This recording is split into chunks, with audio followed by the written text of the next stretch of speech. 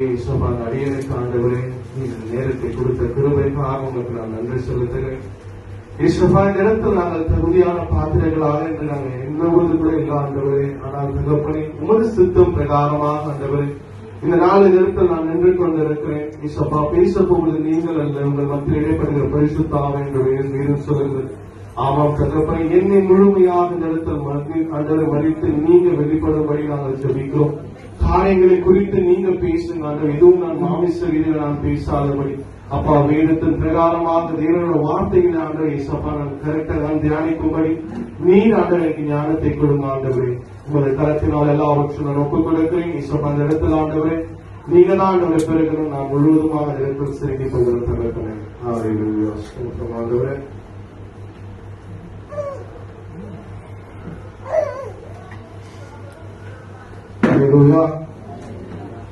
இந்த இடத்துல முதலாவது வார்த்தை அந்த இடத்துல பேச வந்திருக்கிறது மத்தியில தேவனோட வார்த்தை லூக்கா 7 அதிகாரம் 23 அதிகாரம் 34 வசனம் வாசிக்கலாம். அப்பொழுது இயேசு, பிதாவே, இவர்களுக்கு மன்னியும், தாங்கள் செய்கிறது இன்னதென்று அறியாதிருக்கிறார்களே என்றார். அவருடைய வஸ்திரங்களை அவர்கள் பண்ணிட்டு சிக்கு போட்டார்கள். அல்லேலூயா. நம்ம எல்லாரும் சேர்ந்து ஒரு வார்த்தையை நம்ம வாசிக்கலாமா? ஒருத்தர் வாசித்தால் போகாது. நம்ம எல்லாரும் சேர்ந்து இந்த வார்த்தையை முழு மனதோட நம்ம வாசிக்கலாமா? ஜோரா ஆண்டவர் எவ்வளவு சத்தமான இடத்துல கூப்பிட்டு இருப்பாரு, பிதாவே பிதாவேன்னு.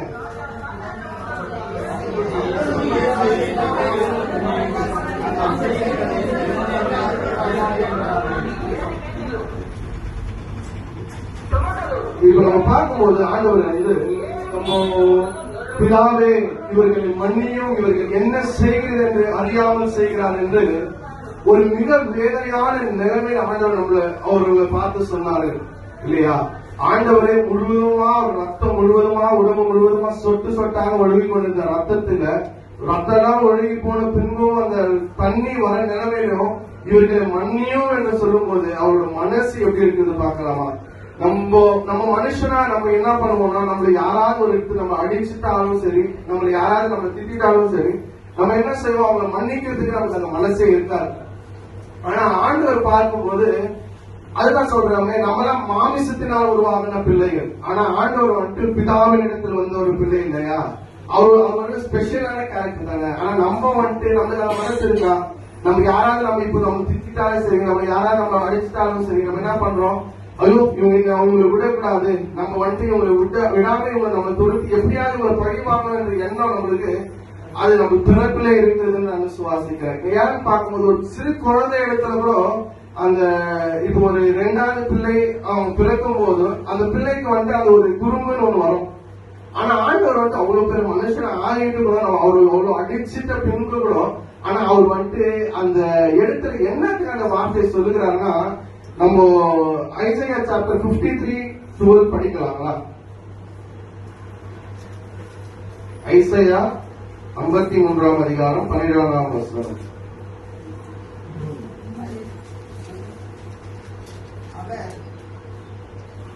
அவர் தம்முடைய ஆத்துமாவை மரணத்தில் ஊற்றி அக்கிரமக்காரரின் ஒருவராய் எண்ணப்பட்டு அநேகருடைய பாவத்தை தாமே சுமந்து அக்கிரமக்காரருக்காக வேண்டிக் கொண்டதின் நிமித்தம் அநேகரை அவருக்கு பங்காக கொடுப்பேன், பலவான்களை அவர் தமக்கு கொள்ளையாக பங்கிடுவார்கள்.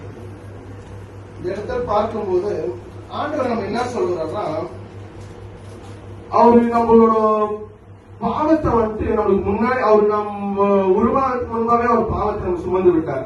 பழைய ஏற்பாடுல பார்க்கும்போது ஆண்டவர் நிறைய இடத்துல வந்துட்டு பலி கொடுத்த பின்புதான் நம்மளோட பாவம் மன்னிக்கப்பட்டது என்று வேதம் சொல்லுகிறது.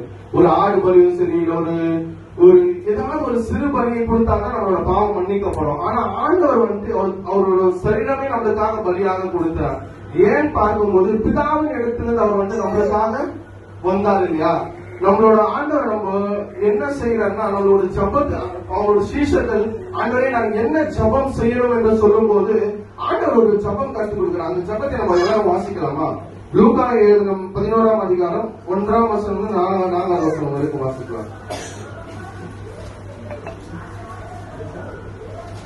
11 அதிகாரம் came to pass as he was praying in a certain place, when he sees that one of his disciples said to him, Lord, teach us to pray as John also taught his disciples. So,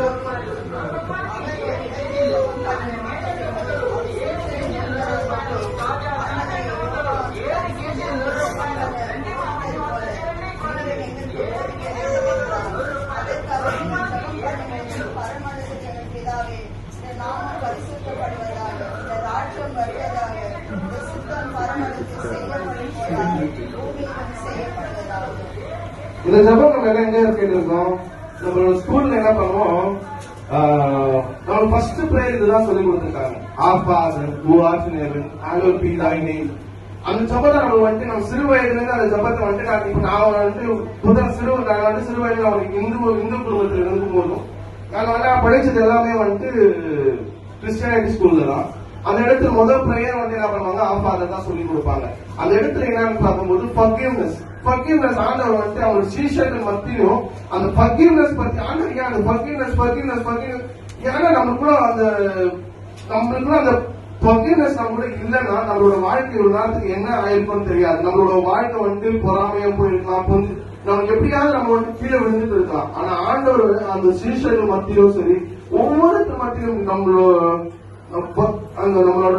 forgive பண்ணணும். நம்ம ஒரு ஜனங்கள் நம்ம வந்துட்டு என்ன பண்ணணும்? நம்ம வந்து மன்னிக்க வேண்டும்.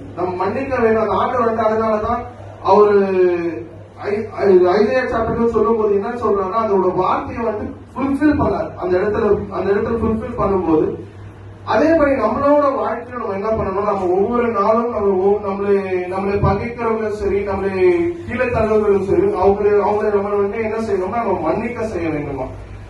அந்த ஜபத்தை நம்ம வந்துட்டு ஒவ்வொரு நாளும் நம்ம ஜபிக்கிறது. அதுதான் ஆண்டவர் வந்துட்டு வேற எதுவும் நீங்க ஜபிங்கன்னு சொல்லல. ஆனா ஆண்டவர் என்ன சொன்ன வார்த்தை என்னன்னா நம்ம வந்து forgiveness.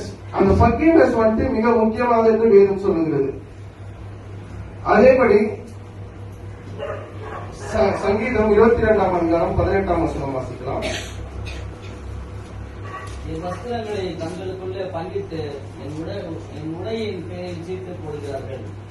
இதுவும் இங்கேயும் பார்க்கலாம். தாவீது ராஜா ஆண்டவர் பிறக்கிறதுக்கு முன்பாகவே எவ்வளவு பின்பாக இருந்த தாவீது ராஜா இந்த வசனம் ஏன் இந்த இடத்தில் இருக்கிறது என்று பார்க்கும்போது இதுவும் ஒரு தீர்க்க தரிசனமான வார்த்தை தான் இருக்கிறது அல்லவா? ஆண்டோட வஸ்திரம் வந்து என் வஸ்திரங்களை தங்களுக்குள்ளே பங்கிட்டு என் உடையின் பேரில் சீட்டு போடுகிறார்கள். அவரோட உடையின் பேரில் சீட்டு போடுகிறார்களா?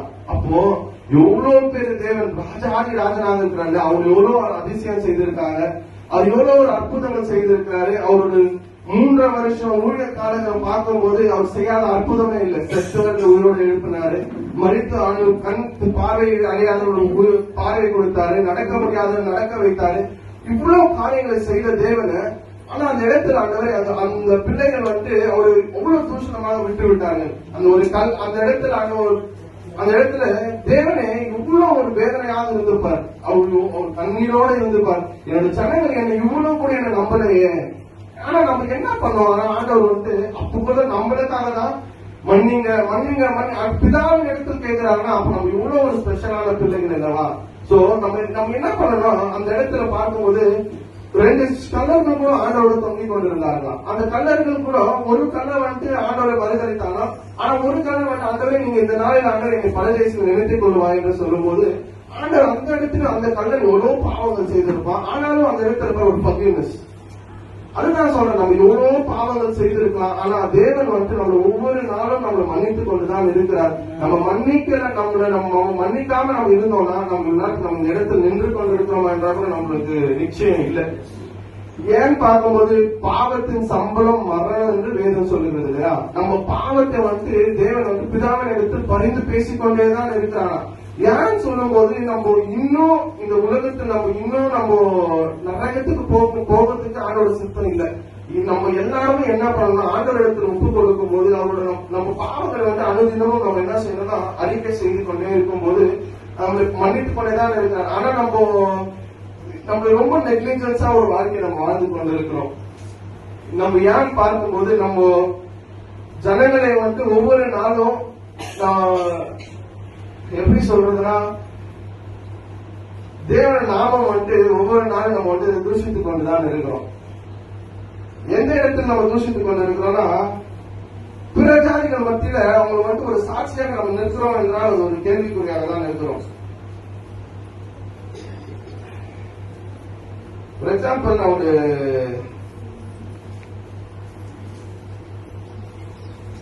ஒரு பாஸ்டர் பத்தி நான் கேள்விப்பட்டேன். ஒரு ஆயா லாஸ்ட் வீக் நம்ம தெரிஞ்சு போது அவங்க ஒரு இடத்துக்கு வந்தாங்க. அந்த இடத்துல நம்ம சரி நானு திவ்யா பாப்பா சரி பிரேயருக்கு சரி நல்லா பாப்பா சரி பார்த்து மழை வரத்துக்கு நான் போயிட்டேன். ஆனா அந்த இடத்துல சரின்னு சொல்லிட்டு நாங்க போயிட்ட பின்பு ரொம்ப மழை ஸ்டார்ட் ஆயிடுச்சு. அந்த ஆயா அங்கேயே இருந்துக்கிறாங்க. அப்போ ஒரு பாஸ்டர் அந்த இடத்துல இருந்திருக்கும் போது, பாஸ்டர் எனக்கு கொஞ்சம் அந்த வீடு எடுக்க விட்டுடுன்னு சொல்லும் போது அவர் கார் வச்சிருந்திருக்காரு. ஆனா அந்த பாஸ்டர் பீன் நெக்லெக்டட். இல்லம்மா நம்ம ஏற்க முடியாது. ஏன் நம்ம ஆண்டவர் மாதிரி நம்ம ஏன் வாழ முடியல? நம்ம ஏன் அந்த சாட்சியா நம்ம ஏன் நிற்க முடியல?